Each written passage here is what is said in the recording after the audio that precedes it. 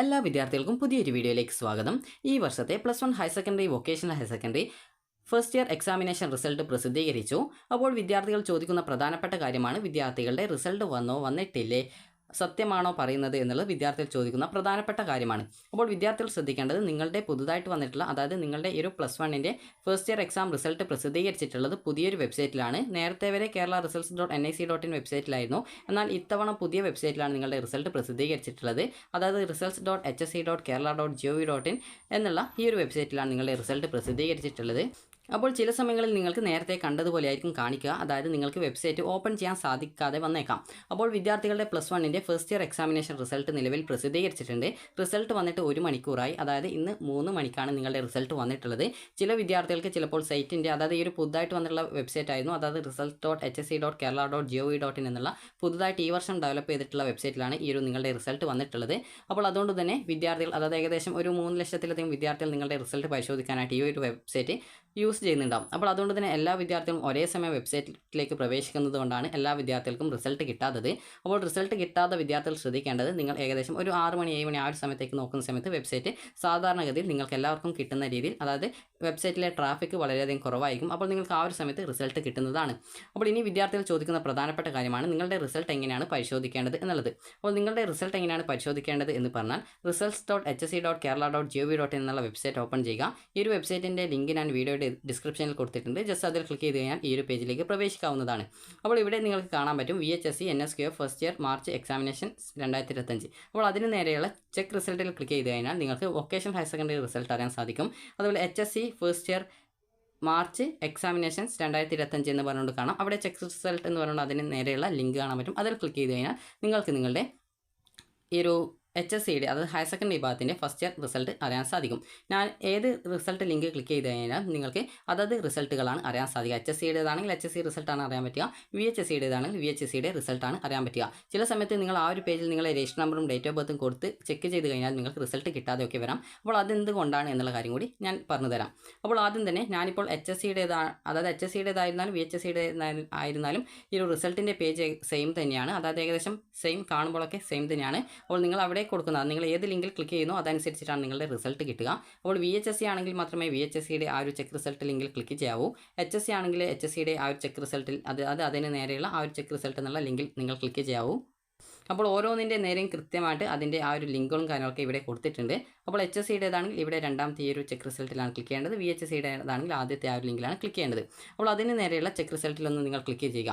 അപ്പോൾ check റിസൾട്ടിൽ click ചെയ്യുന്ന സമയത്ത് ഇപ്പോൾ നിങ്ങൾ ഈ ഒരു വെബ്സൈറ്റ്, അതായത് നിരവധി വിദ്യാർത്ഥികൾ റിസൾട്ട് കിട്ടാതെയൊക്കെ ഉണ്ട്. അപ്പോൾ അങ്ങനെയുള്ള വിദ്യാർത്ഥികൾ റിസൾട്ട് നോക്കുന്നത് കൊണ്ട് തന്നെ നിങ്ങൾക്ക് ചിലപ്പോൾ ആ ഒരു ലിങ്ക് ലോഡ് ചെയ്ത് കിട്ടണമെന്നില്ല. അപ്പോൾ ഈ ഒരു ലിങ്ക് ലോഡ് ചെയ്യാനായിട്ട് നിങ്ങൾ കുറച്ച് സമയം, അതായത് ഇപ്പോൾ നിങ്ങൾ കുറച്ച് സമയം വെയിറ്റ് ചെയ്യേണ്ടതായിട്ട് വരും. എന്നാൽ നിങ്ങൾ കുറച്ച് സമയം കഴിഞ്ഞിട്ട് ചെക്ക് ചെയ്യുകയാണെങ്കിൽ നിങ്ങൾക്ക് പെട്ടെന്ന് തന്നെ ഈ ഒരു ലിങ്കും കാര്യങ്ങളൊക്കെ പെട്ടെന്ന് കിട്ടുന്നതായിരിക്കും.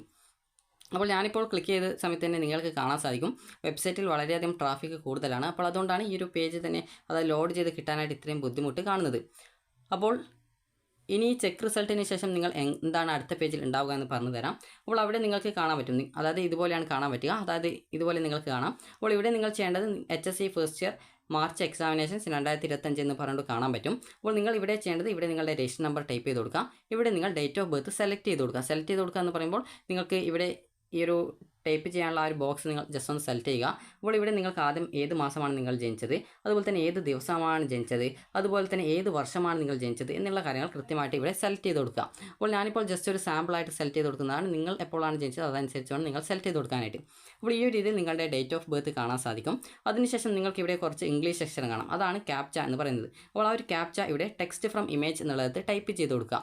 അപ്പോൾ ആ ഒരു ക്യാപ്ച, അതായത് നിങ്ങൾ ഇത് കൊടുത്ത് ചെക്ക് റിസൾട്ടിൽ ക്ലിക്ക് ചെയ്യുന്ന സമയത്ത് എന്തെങ്കിലും എറർ വന്നിട്ടുണ്ടെങ്കിൽ അത് നിങ്ങളുടെ ഇവിടെ വന്നിട്ടുള്ള ക്യാപ്ച ഇവിടെ എറർ ആയിരിക്കും. അപ്പോൾ നിങ്ങൾ ചെയ്യേണ്ടത് വീണ്ടും ഇവിടെ, അതായത് റിന്യൂ ബട്ടൺ കാണാൻ പറ്റും, ജസ്റ്റ് അതല്ലെങ്കിൽ ഓട്ടോമാറ്റിക്കലി അവിടുത്തെ ടെക്സ്റ്റ് മാറിയിട്ടുണ്ടാകും, അതായത് അവിടെയുള്ള ആ ഒരു ഇംഗ്ലീഷ് അക്ഷരങ്ങൾ ചേഞ്ച് വന്നിട്ടുണ്ടാകും. അങ്ങനെ ചേഞ്ച് വന്നിട്ടുണ്ടെങ്കിൽ ആ ഒരു ചേഞ്ച് ആയിട്ടുള്ള ആ ഒരു ഇംഗ്ലീഷ് അക്ഷരം എന്തൊക്കെയാണ് അത് കൃത്യമായിട്ട് ഇവിടെ ടെക്സ്റ്റ് ഫ്രം ഇമേജ് എന്നുള്ളത് ടൈപ്പ് ചെയ്ത് കൊടുക്കുക. ചേഞ്ച് ഒന്നും വന്നിട്ടില്ലെങ്കിൽ ഈ ഒരു റിന്യൂ ബട്ടൺ ക്ലിക്ക് ചെയ്യുക. അതിനുശേഷം പുതുതായിട്ട് വരുന്ന ആ ഒരു ഇംഗ്ലീഷ് അക്ഷരം ഏതൊക്കെയാണ് അത് കൃത്യമായിട്ട് അവിടെ ടൈപ്പ് ചെയ്ത് കൊടുക്കുക. അപ്പോൾ അത് ക്യാപ്ചയുടെ തെറ്റും ഉണ്ടെങ്കിൽ, അത് നിങ്ങളുടെ രജിസ്റ്റർ നമ്പറും അതുപോലെ ഡേറ്റ് ഓഫ് ബർത്തും കറക്റ്റായിട്ടാണ് കൊടുത്തതെങ്കിൽ എറർ വരുന്നുണ്ടെങ്കിൽ അവിടെ ആ ഒരു ഇംഗ്ലീഷ് അക്ഷരത്തിൻ്റെ പ്രോബ്ലം ആയിരിക്കും. അപ്പോൾ നിങ്ങൾ ആ ഒരു സമയം, അതായത് ഇപ്പോൾ ഞാൻ ജസ്റ്റ് റിന്യൂ ബട്ടൺ ക്ലിക്ക് ചെയ്യുന്ന സമയത്ത് തന്നെ അത് ചേഞ്ച് ഒന്നും ആവുന്നില്ല. അപ്പോൾ അതുകൊണ്ട് തന്നെ നിങ്ങൾ ചെയ്യേണ്ടത് ഒരു 7 മണിയൊക്കെ ആവുന്ന സമയത്ത് റിസൾട്ട് ചെക്ക് ചെയ്യാനായിട്ട് നോക്കുക. അപ്പോൾ ആ ഒരു സമയത്ത് നിങ്ങൾ കൃത്യമായിട്ട് ആ ഒരു റിസൾട്ട് കിട്ടുന്നതാണ്. അപ്പോൾ ഇത് കറക്റ്റായിട്ട് കൊടുത്ത ശേഷം നിങ്ങൾ ചെക്ക് റിസൾട്ടിൽ ക്ലിക്ക് ചെയ്ത് കഴിഞ്ഞാൽ നിങ്ങൾക്ക് നിങ്ങളുടെ റിസൾട്ട് അറിയാൻ സാധിക്കുന്നതായിരിക്കും. ഇനി വിദ്യാർത്ഥികൾക്ക് നിങ്ങളുടെ റിസൾട്ടിൻ്റെ PDF ഡൗൺലോഡ് ചെയ്യണമെങ്കിൽ ഇന്ന് വൈകുന്നേരം 6 മണിക്ക് ശേഷമായിരിക്കും നിങ്ങൾക്ക് അതിന് സാധിക്കുക. PDF എങ്ങനെയാണ് ഡൗൺലോഡ് ചെയ്യേണ്ടത് എന്ന് ചോദിച്ചു കഴിഞ്ഞാൽ നിങ്ങൾ ആദ്യം തന്നെ നിങ്ങളുടെ രജിസ്ട്രേഷൻ നമ്പർ കൊടുക്കുക, ഡേറ്റ് ഓഫ് ബർത്ത് കൊടുക്കുക. അതുപോലെ തന്നെ ആ ഒരു സമയത്ത് നിങ്ങൾ എന്താണോ സ്ക്രീനിൽ കാണുന്ന ആ ഒരു ക്യാപ്ച, അതായത് അവിടെ വരുന്നത് അത് കൃത്യമായിട്ട് ടെക്സ്റ്റ് ഫ്രം ഇമേജ് എന്നുള്ളത് ടൈപ്പ് ചെയ്ത് കൊടുക്കുക. അതിനുശേഷം നിങ്ങൾ ചെക്ക് റിസൾട്ടിൽ ക്ലിക്ക് ചെയ്യാൻ പാടില്ല. ഇവിടെ നിങ്ങൾക്ക് ഒരു നീല കളറിൽ ഡൗൺലോഡ് PDF എന്ന് പറഞ്ഞുള്ള ഒരു ലിങ്ക് വരുന്നതാണ്. ജസ്റ്റ് അതിൽ ക്ലിക്ക് ചെയ്യുക, നിങ്ങളുടെ ആ ഒരു റിസൾട്ടിൻ്റെ PDF ഡൗൺലോഡ് ചെയ്തെടുക്കുക. അപ്പോൾ അതിനുശേഷം വിദ്യാർത്ഥികൾ ചെയ്യേണ്ട പ്രധാനപ്പെട്ട കാര്യം എന്ന് പറയുന്നത് ഈ ഒരു PDF നിങ്ങൾക്ക് ക്രോം ബ്രൗസർ ഉപയോഗിച്ച് നിങ്ങൾ ഡൗൺലോഡ് ചെയ്യുന്നതായിരിക്കും നല്ലത്. കാരണം അതിലാണ് ഡൗൺലോഡായിട്ട് വരാറുള്ളത്. അപ്പോൾ നിങ്ങളിപ്പോൾ സ്ക്രീനിൽ കാണുന്ന ആ ഒരു ബ്രൗസർ എന്ന് പറയുന്നത് ഒപ്പേറ മിനിയാണ്. അപ്പോൾ ഇതിൽ കൃത്യമായിട്ട് ആ ഒരു PDF ഡൗൺലോഡായിട്ട് കിട്ടുന്നില്ല. അപ്പോൾ അതുകൊണ്ട് തന്നെ നിങ്ങൾ ജസ്റ്റ് ഈ ഒരു ക്രോം ബ്രൗസർ ഉപയോഗിക്കുക. അപ്പോൾ അതായത് ഗൂഗിൾ ക്രോം ബ്രൗസർ ഉപയോഗിക്കാം. അപ്പോൾ അതിൽ നിങ്ങൾ ഓപ്പൺ ചെയ്യുമ്പോൾ നിങ്ങളോട് പാസ്വേഡ് ചോദിക്കും. അത് പാസ്വേഡ് പ്രൊട്ടക്റ്റഡ് ആയിരിക്കും നിങ്ങളുടെ റിസൾട്ടിൻ്റെ PDF. അപ്പോൾ ആ ഒരു റിസൾട്ടിൻ്റെ PDF എങ്ങനെ ഓപ്പൺ ചെയ്യാം എന്ന് ചോദിച്ചു കഴിഞ്ഞാൽ ഇപ്പോൾ നിങ്ങളുടെ രജിസ്റ്റർ നമ്പർ, അതായത് ഇപ്പോൾ എൻ്റെ രജിസ്റ്റർ നമ്പർ 123456A ഇതാണ് എൻ്റെ രജിസ്റ്റർ നമ്പർ എന്ന് വിചാരിക്കാം. അതുപോലെ എന്നെ ജനിച്ചിട്ടുള്ളത് 3 ജനുവരി 2007 വിചാരിക്കാം. അപ്പോൾ ജസ്റ്റ് ഒരു സാമ്പിളിനായിട്ട് പറയുന്നതാണ്. അപ്പോൾ നിങ്ങളുടെ പാസ്വേഡ് എന്ന് പറയുമ്പോൾ ആദ്യം നിങ്ങളുടെ രജിസ്റ്റർ നമ്പർ കറക്റ്റായിട്ട് എഴുതുക. അതിനുശേഷം നിങ്ങളുടെ ഡേറ്റ് ഓഫ് ബർത്ത്, അതായത് ഈ ഒരു ഡേറ്റ് ഓഫ് ബർത്ത് എന്ന് പറയുമ്പോൾ ആദ്യം ഡേ, പിന്നീട് മന്ത്, അതുപോലെ തന്നെ പിന്നീട് ഇയർ, ഈ ഒരു ഫോമാറ്റിലാണ് വരിക. അപ്പോൾ ഇവിടെ 03, അതായത് 3 ദിവസം, അതായത് 3-ാം തീയതി ആകുമ്പോൾ 03 എന്നാണ് എഴുതേണ്ടത്. അതായത് 2 അക്കം വരുന്ന രീതിയിലായിരിക്കണം എഴുതേണ്ടത്. അതുപോലെ തന്നെ ജനുവരി ആകുമ്പോൾ 01 വരിക, അതായത് 2 അക്കം വരുന്ന രീതിയിലാണ് ഇത് എഴുതേണ്ടത്. അതിനുശേഷം 2007. അപ്പോൾ ഞാനിപ്പോൾ ഇവിടെ കണ്ടിന്യൂസ് ആയിട്ട് ഇതിൻ്റെ നേരെ 03, അതായത് 2 അക്കത്തിലാണ് നിങ്ങൾ, അതായത് ഇവിടെ ഫോർമാറ്റ് കാണാം DD, അതായത് ആദ്യം ഡേ, പിന്നീട് മന്തും 2 അക്കത്തിലാണ് വരുന്നത്. അതുപോലെ ഇയർ എന്ന് പറയുമ്പോൾ 4 അക്കത്തിലാണ് വരുന്നത്. അപ്പോൾ ഞാൻ 03, അതുപോലെ തന്നെ 01, അതുപോലെ ജനിച്ച വർഷം 2007, ഈ ഒരു രീതിയിൽ കണ്ടിന്യൂസ് ആയിട്ട് ടൈപ്പ് ചെയ്ത് കൊടുക്കുന്നു. അപ്പോൾ ഇത് നിങ്ങൾ കൃത്യമായിട്ട് നിങ്ങളുടെ ആ ഒരു രജിസ്റ്റർ നമ്പർ എന്താണോ അതിന് കണ്ടിന്യൂസ് ആയിട്ട് ഡേറ്റ് ഓഫ് ബർത്ത് കൂടി കറക്റ്റായിട്ട് ടൈപ്പ് ചെയ്ത് കഴിഞ്ഞാൽ നിങ്ങൾക്ക് നിങ്ങളുടെ ആ ഒരു PDFൻ്റെ ആ ഒരു പാസ്വേഡ് കറക്റ്റായിട്ട് ഇത് ടൈപ്പ് ചെയ്ത് കൊടുക്കുക.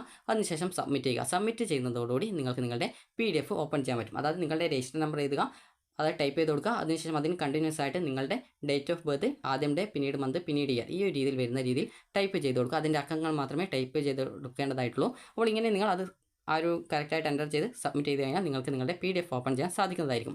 ഇനി വിദ്യാർത്ഥികൾ ചോദിക്കുന്ന കാര്യമാണ് +1 ജയിക്കാനായിട്ട് എത്ര മാർക്ക് വേണം എന്നുള്ളത്. അപ്പോൾ നിങ്ങൾ 60 മാർക്കിൻ്റെ സബ്ജക്റ്റ് ആണെങ്കിൽ നിങ്ങൾക്ക് 18 മാർക്ക് മതി. അതുപോലെ 80 മാർക്കിൻ്റെ സബ്ജക്റ്റ് ആണെങ്കിൽ അതിൽ 24 മാർക്ക് മതി. നിങ്ങൾക്ക് ഡബിൾ പാസ് മാർക്ക് എന്ന് പറയുമ്പോൾ ഇതിൻ്റെ ഡബിൾ മതി. അതായത് ഇതിനെ 2 കൊണ്ട് ഗുണിച്ചാൽ, അതായത് 18 × 2 36, അതുപോലെ 24 × 2 48.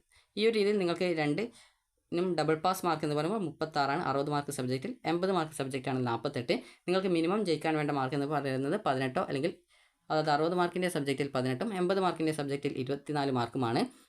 അപ്പോൾ വിദ്യാർത്ഥികൾക്ക് ഈ ഒരു വീഡിയോ ഉപകാരപ്രദമായിട്ടുണ്ടെന്ന് കരുതുന്നു. ഉപകാരപ്രദമായിട്ടുണ്ടെങ്കിൽ ലൈക്ക് ചെയ്യുക. അതുപോലെ റിസൾട്ട് കിട്ടാത്ത വിദ്യാർത്ഥികൾ കുറച്ച് അല്പസമയം കഴിഞ്ഞ് റിസൾട്ട് പരിശോധിക്കുക. അപ്പോൾ നിങ്ങൾക്ക് ഈ ഒരു വീഡിയോ ഉപകാരപ്രദമായിട്ടുണ്ടെങ്കിൽ ലൈക്ക് ചെയ്യുക. അതുപോലെ +1ൻ്റെ ഇംപ്രൂവ്മെൻറ്റ് പരീക്ഷ 2026 മാർച്ച് മാസത്തിലാണ് നടക്കുക. അതുപോലെ പ്രതീക്ഷിച്ച മാർക്ക് കിട്ടാത്ത വിദ്യാർത്ഥികൾ റീവാലുവേഷൻ, സ്ക്രൂട്ടിനി, ഫോട്ടോ കോപ്പി എന്നിവ ആവശ്യമുള്ളവർക്ക് അതിന് അപേക്ഷിക്കാവുന്നതാണ്. അതുപോലെ തന്നെ വിദ്യാർത്ഥികൾക്ക് ഈ +1 ഇംപ്രൂവ്മെൻറ്റ് പരീക്ഷയുടെ രജിസ്ട്രേഷൻ നിങ്ങളുടെ +2ൻ്റെ പബ്ലിക് എക്സാമിനേഷൻ രജിസ്ട്രേഷൻ്റെ കൂടിയാണ് ഉണ്ടാവുക. അപ്പോൾ വിദ്യാർത്ഥികൾക്ക് ഈ ഒരു പരീക്ഷ നടത്തുക ഈ ഒരു +1ൻ്റെ മാർച്ച് മാസത്തിലെ പബ്ലിക് എക്സാമിനേഷൻ്റെ കൂടിയായിരിക്കും. അപ്പോൾ നിങ്ങൾക്ക് ഈ ഒരു വീഡിയോ ഉപകാരപ്രദമായിട്ടുണ്ടെങ്കിൽ ലൈക്ക് ചെയ്യുക, ഷെയർ ചെയ്യുക. Thank you for watching.